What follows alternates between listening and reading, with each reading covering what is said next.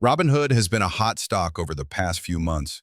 It held up incredibly well during the April market meltdown and then went on an amazing run. This makes sense given that Robinhood has revolutionized trading. First, they introduced commission-free trading a few years ago, which allowed them to gain many new users, especially those of the younger generation. In addition, they recently began using tokenization to allow European users to trade blockchain-based tokens that mirror the value of an underlying stock or ETF.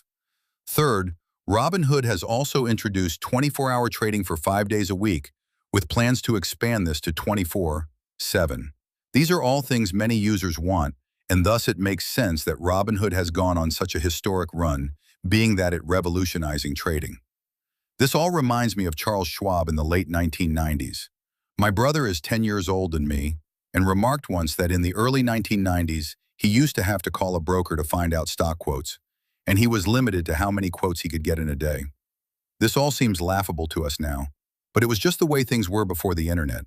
The advent of the internet brought about massive changes, especially for traders.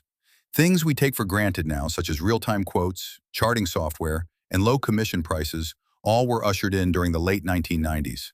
Charles Schwab was a big innovator at this time, allowing users to purchase stocks online for much lower commission fees. After the 1998 bear market, Schwab shot up like a rocket ship. After doubling, it pulled back to its 10-week moving average before going on a climax run. When we put the charts of Hood and Schwab side by side, it is easy to see the similarities. This makes sense given that both stocks used new technology to revolutionize trading. Both held up well during sharp market corrections. Both exploded higher once market conditions improved. Both corrected to their 10-week moving averages after doubling in price. Now Hood is setting up in a high tight flag.